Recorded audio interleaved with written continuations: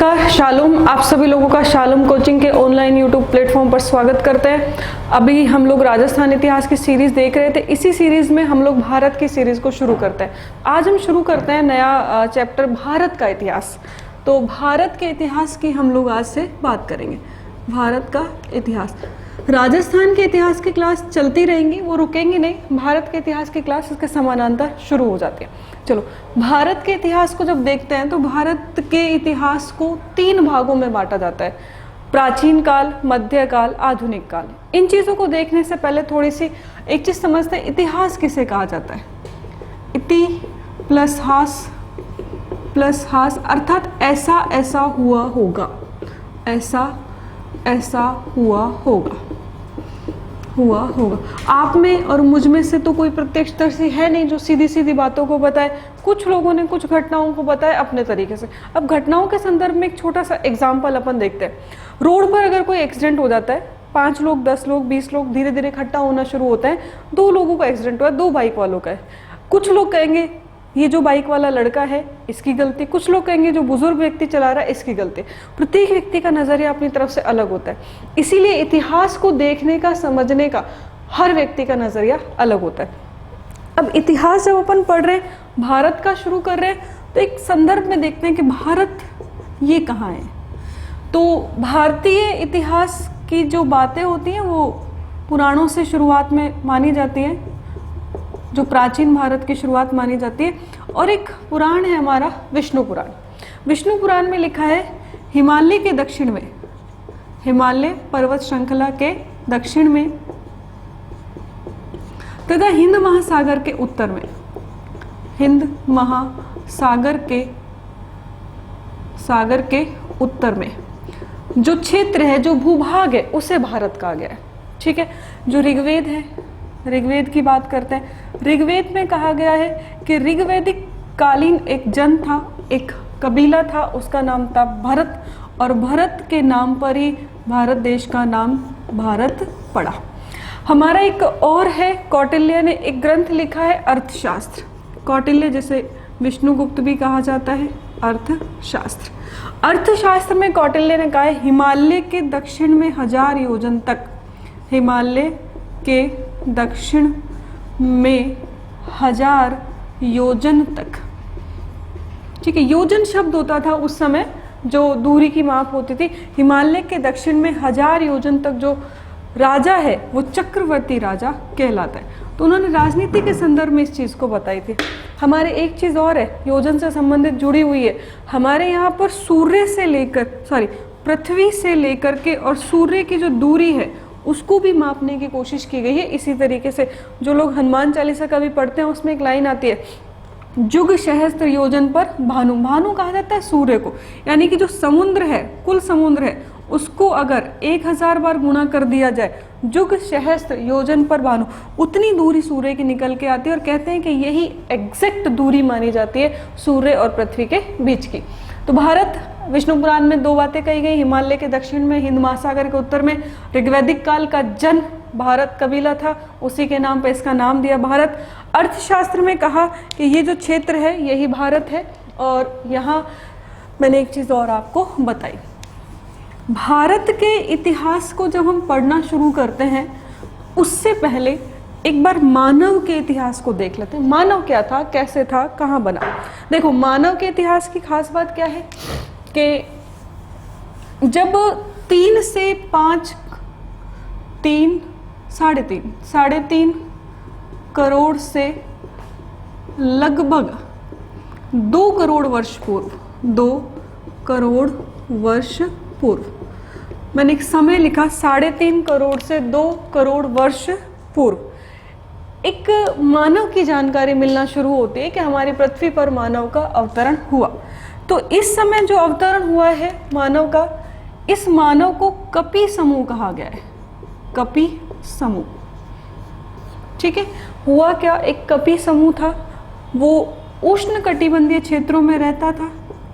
उष्ण कटिबंधीय क्षेत्रों में।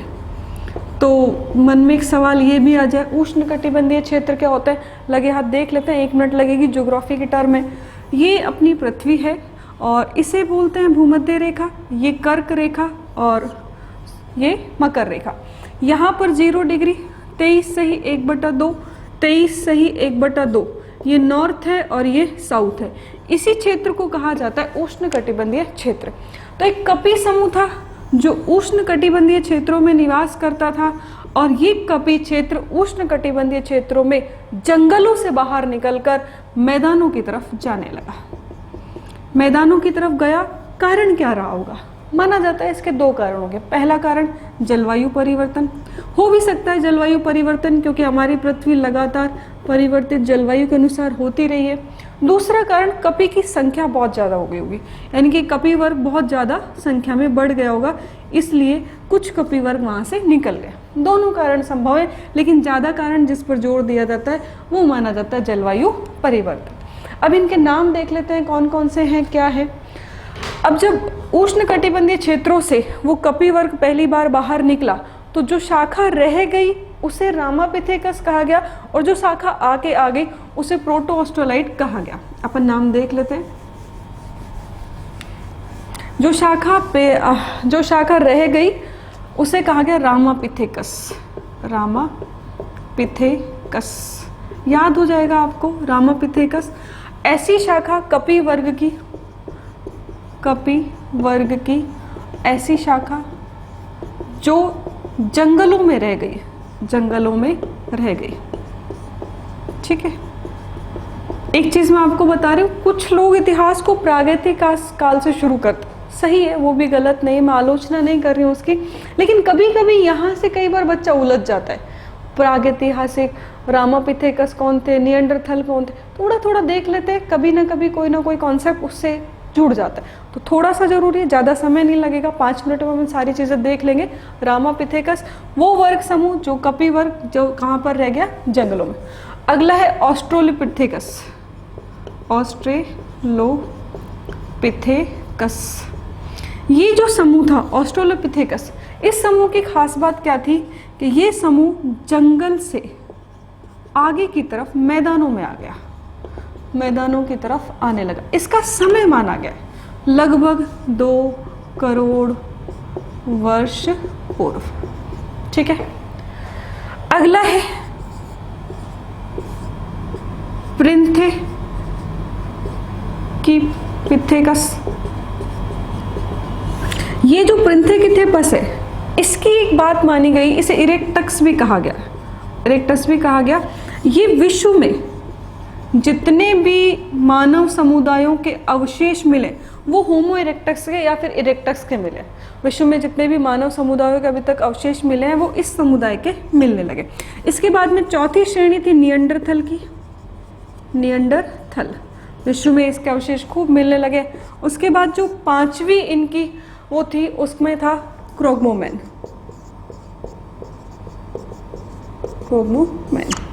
ठीक है। ये जो क्रोगमोमैन है इसी को होमोसेपियन कहा जाता है, होमोसेपियन, सेपियन।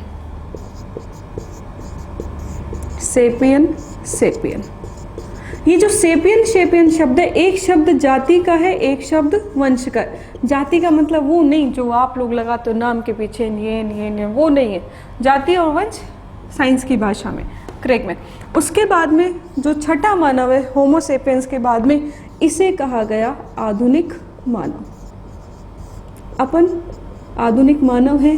अंतर क्या था, ये जो शुरुआत का मानव था इसकी रीढ़ की जो हड्डी थी वो रीढ़ की हड्डी ऊपर तक होती थी, ये गर्दन से नीचे नहीं थी, जुड़ी हुई थी, अलग तरीके से व्यवहार करता था।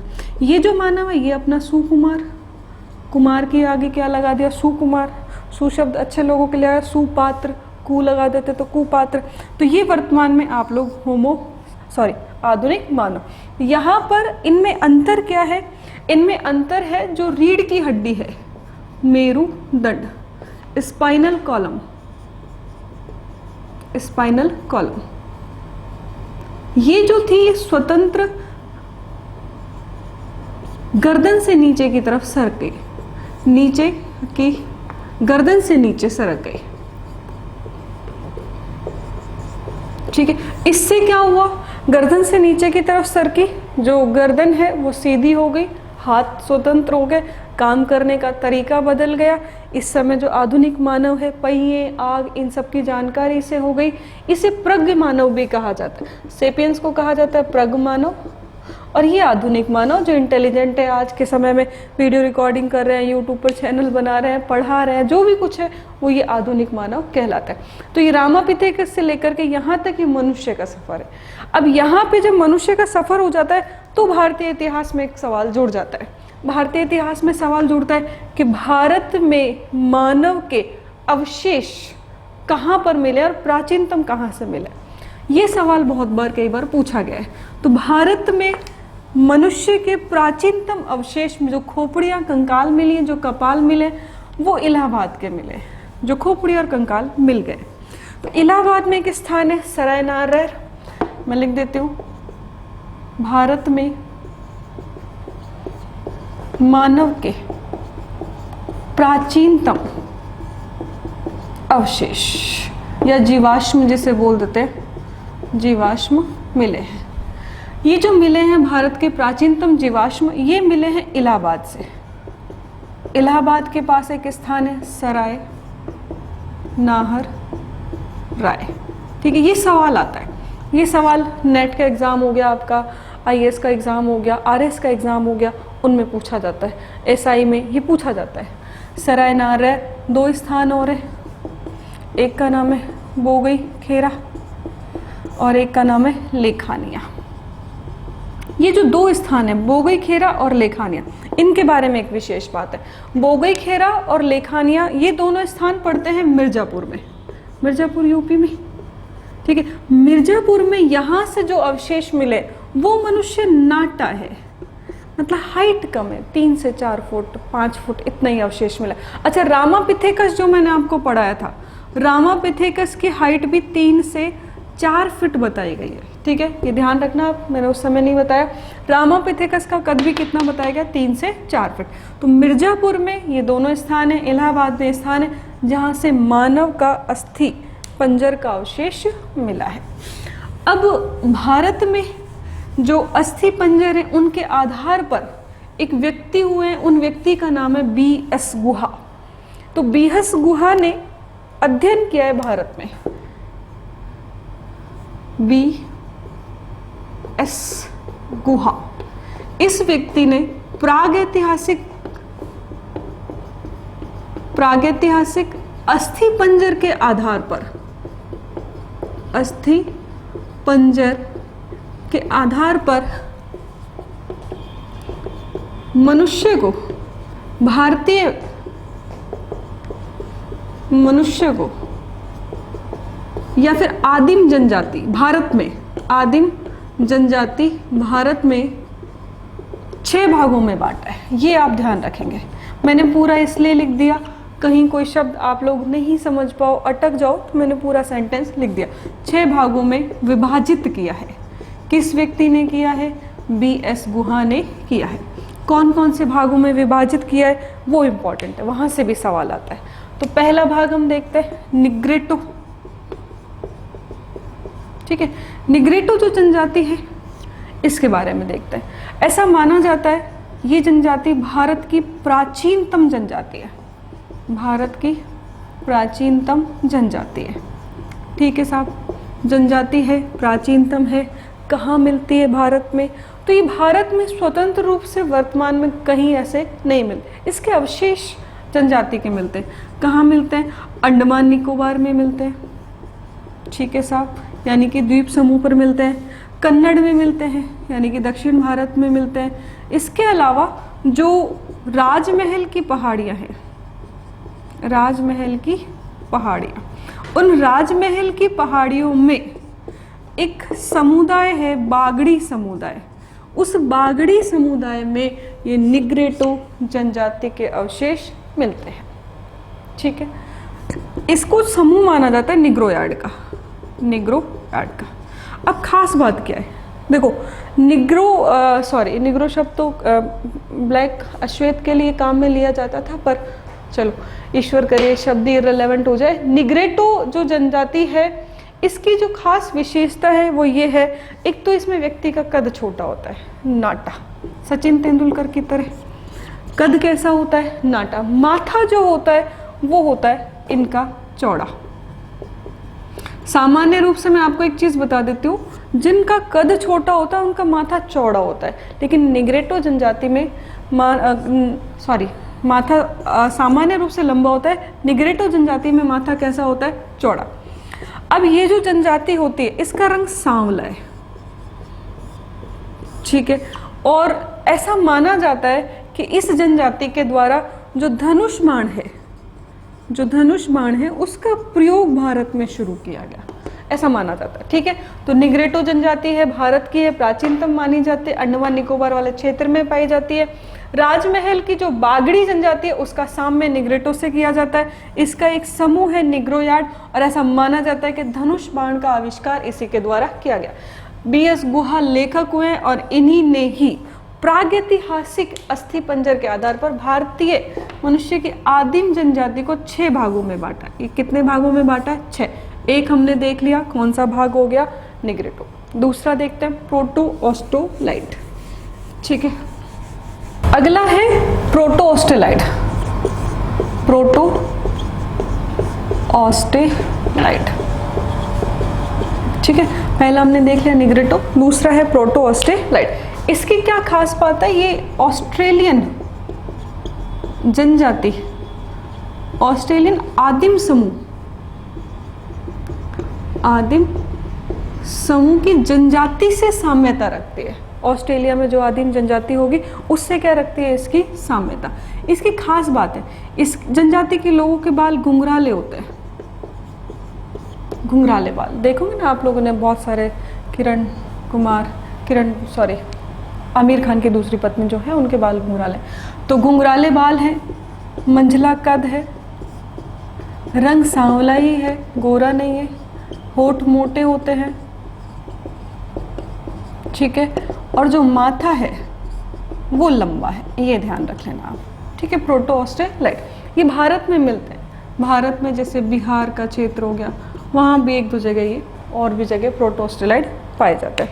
ये जो जनजाति है प्रोटो ऑस्ट्रेलाइड, इसको भारतीय जो संस्कृत है, संस्कृत साहित्य में निषाद कहा गया। ये आप ध्यान रखेंगे, भारतीय संस्कृत साहित्य में निषाद शब्द की साम्यता जिस जनजाति से लगाई गई है उसे ही प्रोटो ऑस्ट्रेलाइड कहते हैं। सवाल पूछा भी गया है एक बार और पूछा भी जा सकता है आगे भी कि निषाद शब्द की साम्यता कौन सी जनजाति से लगाई जाती है, ठीक है, ध्यान रख लेना।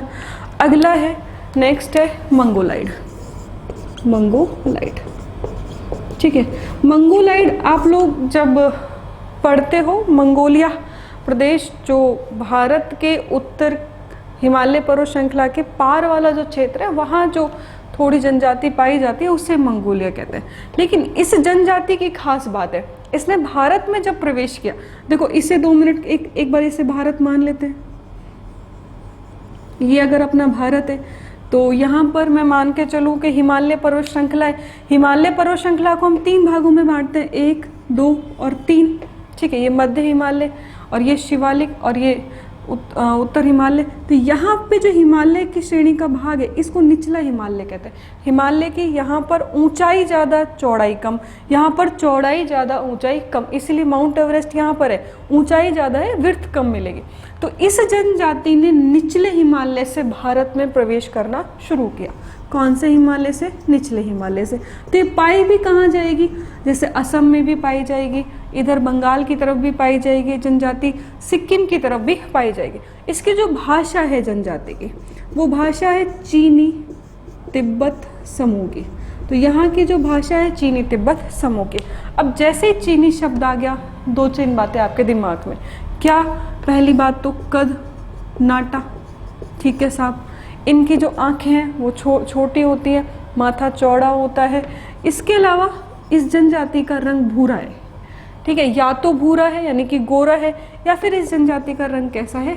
पीले रंग का है। मंगोलाइड जनजाति है, निचले हिमालय से भारत में प्रवेश किया, ये चीज़ है। अब इस जनजाति की एक खास बात है, चलो इतनी इंपॉर्टेंट नहीं है वो, इसको छोड़ देते हैं। अगला अपन पढ़ते हैं मेडिटेरियन जनजाति। ये इंपॉर्टेंट है, इससे सवाल बन सकता है मेडिटेरियन जनजाति से, क्योंकि मेडिटेरियन जनजाति का थोड़ा सा संदर्भ हम सिंधु घाटी सभ्यता में देखते हैं। है क्या? नेक्स्ट है मेडिटेरियन जनजाति। मेडिटेरियन जनजाति एक सेंटेंस है, जाति मरने के बाद भी जाति नहीं जाती। आप लोग अगर लिख सकते हो तो कभी लिखना कि इसका मतलब क्या होता है। ठीक है, मेडिटेरियन जनजाति, मेडिटेरियन का मतलब है भूमध्य सागर, भूमध्य सागरीय। अब ये जो जनजाति है ये पूर्वी यूरोपीय भी कहलाती है, पूर्वी यूरोपीय जनजाति। हाँ भाई, यूरोप का पूर्वी भाग है तो पूर्वी यूरोपीय जनजाति। अब एक इतिहासकार होंगे हट्टन, और हट्टन ने सिंधु घाटी सभ्यता का अध्ययन किया। इन्होंने कहा कि सिंधु घाटी सभ्यता के जो जनक है, जो जन्मदाता हैं, वो मेडिटेरियन जनजाति के लोग हैं। और इन्होंने ये भी कहा सिंधु घाटी सभ्यता, हड़प्पा, वैसे इनके नाम ही है हड़प्पा, एक क्षेत्र और है मोहनजोदड़ो। ठीक है, अपन पढ़ेंगे 7 बार जो शहर बसा और उजड़ा मोहनजोदड़ो। तो मोहनजोदड़ो, हड़प्पा और सिंधु घाटी सभ्यता, इनके जन्मदाता कौन कहलाते हैं? मेडिटेरियन लोग। ठीक है, इस मेडिटेरियन लोगों का साम्य ही द्रविड़ से किया गया है, द्रविड़ से, राहुल द्रविड़। ठीक है, तो मेडिटेरियन जनजाति भूमध्य सागरीय जनजाति है, पूर्वी यूरोप में पाई जाती है, हट्टन है। अब इस जनजाति की जो खास बात है, कद लंबा नहीं है, कद इनका भी मंझला ही माना गया, मंझला कद है, रंग सांवला है। ठीक है, अगर ये यूरोप के होते, पश्चिमी यूरोप के होते, तो इनका जो रंग है वो गोरा होता, लेकिन इनका रंग कैसा है? सांवला। बाकी वही सामान्य सी बातें, मोटे होठ हैं, चपटी नाक है, ये सारी की सारी चीज़ें इसमें आ जाती है। तो ये हो गया मेडिटेरियन। एक लास्ट और देख लेते हैं हाथों हाथ, ये है नार्डिक समूह, सॉरी एक और बच गया, पश्चिमी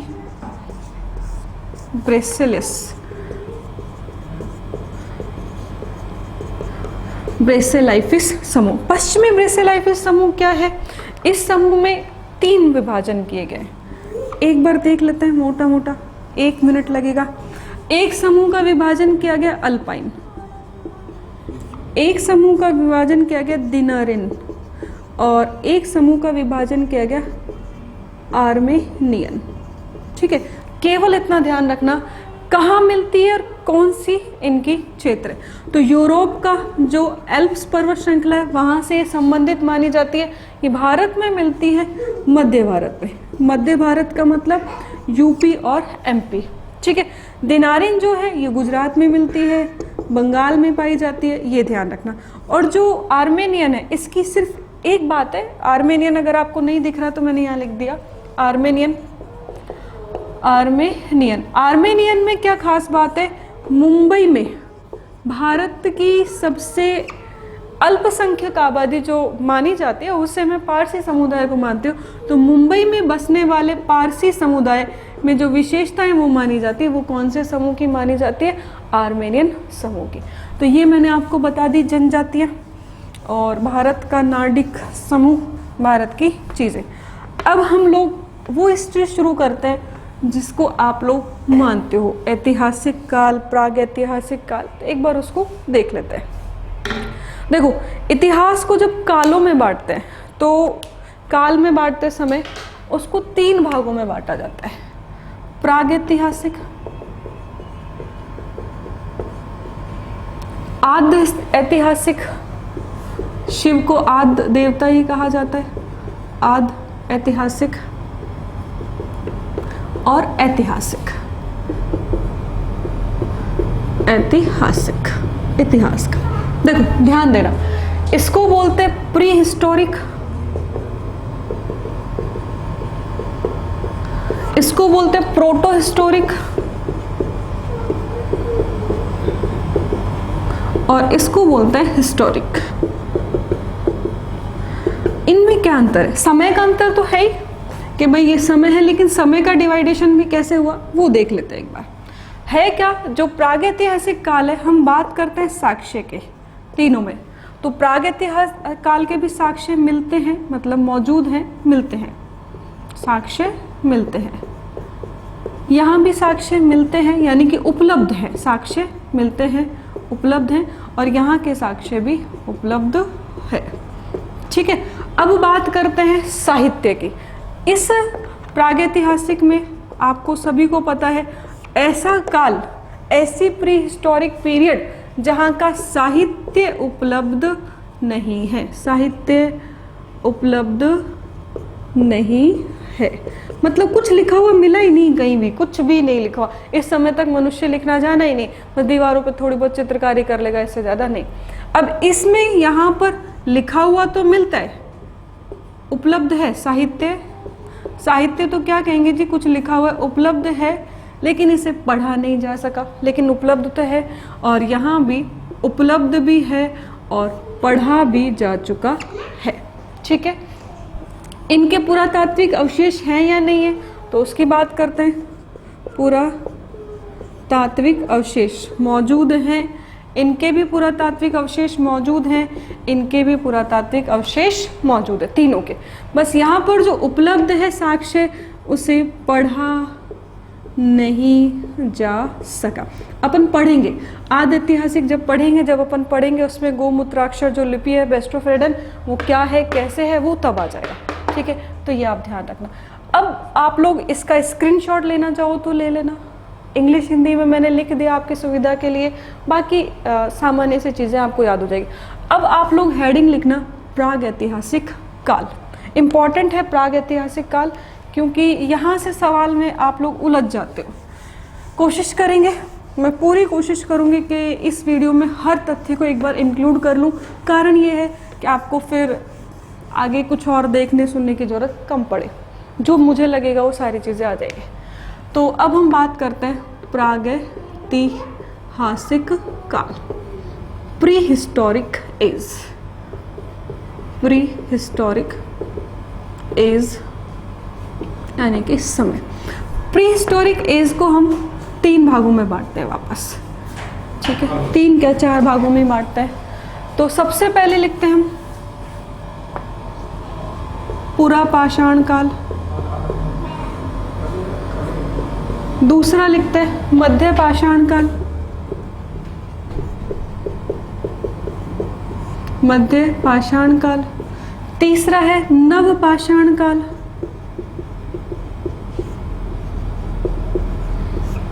और एक है ताम्र युग, ठीक है। आप लोग ये चीज ध्यान रखना, पूरा पाषाण काल, मध्य पाषाण काल, नव पाषाण काल और ताम्र युग। ये जो पूरा पाषाण काल है, इसको दोबारा से 3 भागों में बांटा जाता है, यही कंफ्यूजन होता है, समस्या यही आती है। एक्चुअल में क्या है, निम्न पूरा पाषाण काल, निम्न पूरा पाषाण काल, यहाँ भी कोई दिक्कत नहीं आएगी। अगला है मध्य पूरा पाषाण काल, मध्य पूरा पाषाण काल, और ये है उच्च पूरा पाषाण काल, उच्च पूरा पाषाण काल। देखो यहाँ कंफ्यूजन होता है, यहाँ पे एक शब्द है मध्य पाषाण काल और यहाँ पर एक शब्द है मध्य पूरा पाषाण काल। मुझे जो कंफ्यूजन होता था पढ़ते समय वो यही होता था, बस मैं कंफ्यूज हो जाती थी, मध्य पाषाण काल है, मध्य पूरा क्या है, समझ में नहीं आ रहा, परेशान। तो एक चीज़ को देख लेना, एक शब्द लगा हुआ है पूरा पाषाण काल, पूरा शब्द जहाँ लगा हुआ है वो पूरा पाषाण काल का है। मध्य पाषाण काल में बस ये शब्द एब्सेंट है, यहाँ भी कोई दिक्कत नहीं आएगी आपको इतनी ज़्यादा। उच्च पूरा पाषाण काल समझ में आ जाएगा, निम्न की जगह कोई दिक्कत नहीं आएगी, यहाँ भी कोई, बस यहाँ पे व्यक्ति कंफ्यूज होता है, मध्य पाषाण काल है, मध्य, बस इसको थोड़ा सा आप ध्यान से कर लेना, ठीक है। इसको बोलते हैं लोअर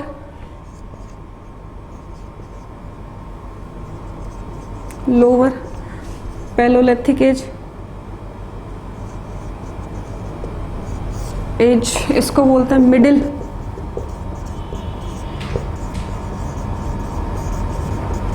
पैलोलिथिक एज, और इसको बोलते हैं अपर पैलोलिथिक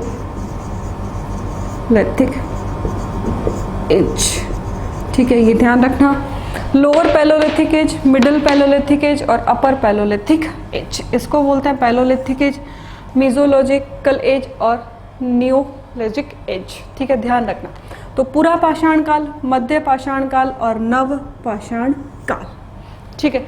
मैंने एक चीज़ करी, प्रश्न बीच में नहीं दिया, आप लोग को लास्ट में दिया, और आप लोग लास्ट में स्किप किया और सीधा राजस्थान के जीके में प्रश्न पर आ गए। कोई नहीं, आज मैं प्रश्न नहीं दे रही हूँ, आप लोगों को मैं यहाँ पर छोड़ रही हूँ पुरा पाषाण काल पर। कल अपन पुरा पाषाण काल की डिटेल देखेंगे। खास बात क्या है, इसको एक बार ढंग से पढ़ लोगे, क्लास में कोशिश करूंगी मैं रटवाने की कि आपको याद हो जाए, फिर आपको दिक्कत नहीं आएगी। नेट का जो पेपर होता है आपका, उस तक में काम आएगा। उस तक के बच्चों को ये चीज़ क्लियर नहीं होती। तो आज के लिए इतना ही काफ़ी है। आप लोगों ने इतना अच्छा सपोर्ट किया मुझे, इसके लिए थैंक यू। मुझे उम्मीद नहीं थी, मुझे लगता था थोड़े से ही बच्चे देखेंगे, मेरे अपने वाले ही बच्चे देख लेंगे, और अपने वाले हैं कितने से, लेकिन आप लोग इसको शेयर भी कर रहे हो, लाइक भी कर रहे हो, इसके लिए थैंक यू सो मच। एक चीज़ और है, पढ़ाई करते रहना।